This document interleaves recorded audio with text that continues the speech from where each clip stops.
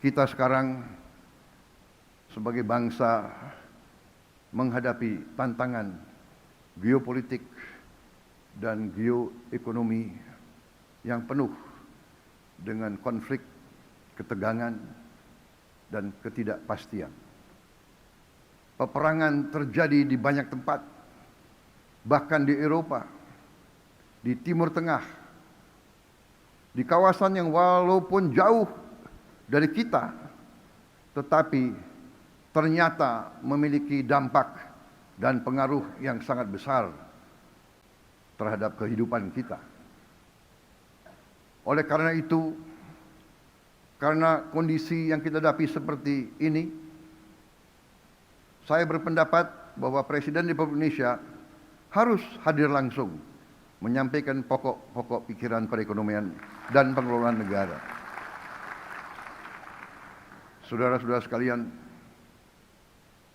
saya telah disumpah oleh saudara-saudara sekalian, di hadapan saudara-saudara sekalian, dan di hadapan rakyat.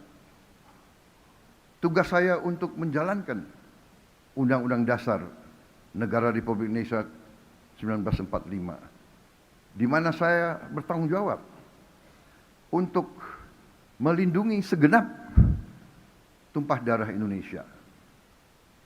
Bertanggung jawab untuk memajukan kesejahteraan, memajukan kecerdasan bangsa, untuk menjaga peran Indonesia dalam menjaga perdamaian dan ketertiban dunia. Dalam rangka itulah saya memandang bahwa anggaran pendapatan dan belanja negara bukan sekedar dokumen keuangan negara. APBN adalah wujud dari alat perjuangan kita sebagai bangsa. APBN adalah alat untuk melindungi rakyat, alat untuk memperkokoh dasar-dasar dan sendi-sendi ekonomi bangsa, alat untuk memastikan setiap warga negara dapat hidup lebih sejahtera, dan sebagai alat untuk menjadi pedoman perjalanan kita ke depan. Dengan kesadaran itu, APBN kita susun sebagai bentuk komitmen bersama untuk mewujudkan cita-cita mulia yang telah diamanatkan dalam Undang-Undang Dasar kita, Undang-Undang Dasar tahun 1945. Satu Undang-Undang Dasar yang lahir dari kancah perjuangan lama, perjuangan untuk meraih kemerdekaan yang berjalan ratusan tahun, yang telah meminta korban ribuan, puluhan ribu pendahulu-pendahulu kita, yaitu cita-cita mewujudkan suatu negara Indonesia yang merdeka, yang berdaulat, yang adil, yang makmur, yang berdiri di atas kaki kita sendiri. Saudara-saudara sekalian, sekarang izinkanlah saya menyampaikan angka-angka kunci dari kerangka ekonomi makro dan pokok-pokok kebijakan fiskal, atau bisa kita sebut KEM PPKF tahun 2027. Pertama, pendapatan negara dalam APBN 2027 kami targetkan mencapai kisaran 11,82 hingga 12,40% dari produk domestik bruto kita. Untuk mendukung berbagai program prioritas dan program-program vital kita, belanja negara direncanakan berada pada kisaran 13,62 hingga 14,80% dari PDB kita.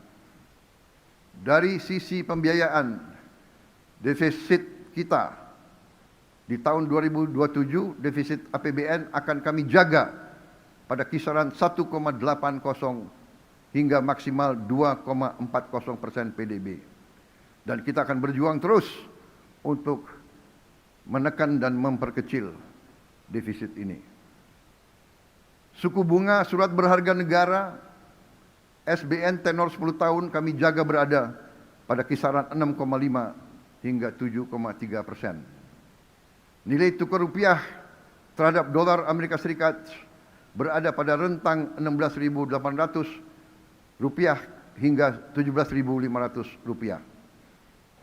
Strategi fiskal dan moneter kita haruslah strategi yang mampu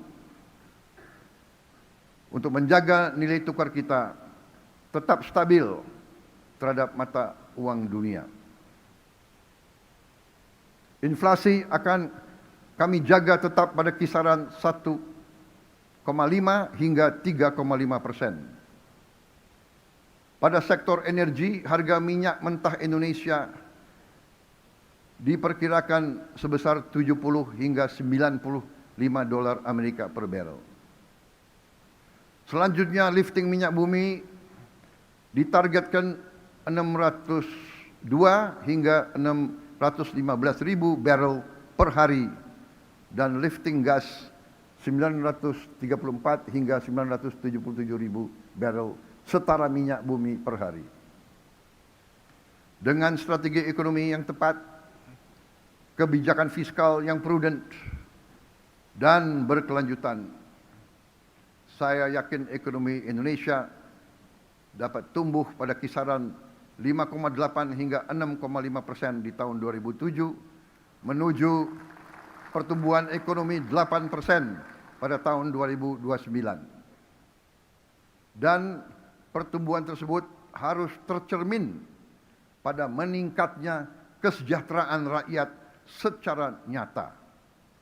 Karena itu, angka kemiskinan ditargetkan turun ke rentang 6,0 hingga 6,5% dari target sebelumnya 6,5 hingga 7,5%. Sementara itu, tingkat pengangguran terbuka harus turun pada rentang 4,30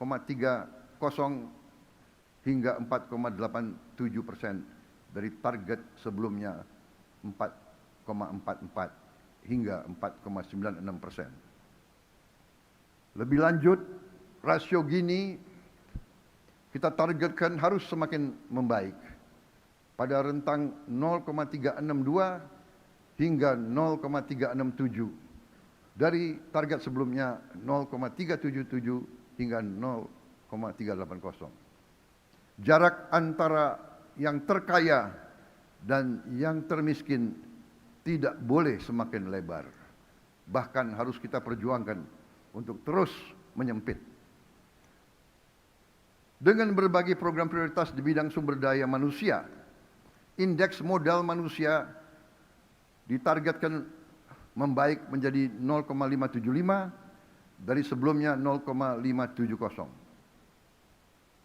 Dibantu berbagai program di bidang pertanian, indeks kesejahteraan petani ditargetkan meningkat menjadi 0,8038 dari sebelumnya 0,7731. Nilai tukar petani atau NTP yang sekarang sudah mencapai angka tertinggi sepanjang sejarah di angka 126, harus kita perjuangkan untuk bisa kita tingkatkan lagi.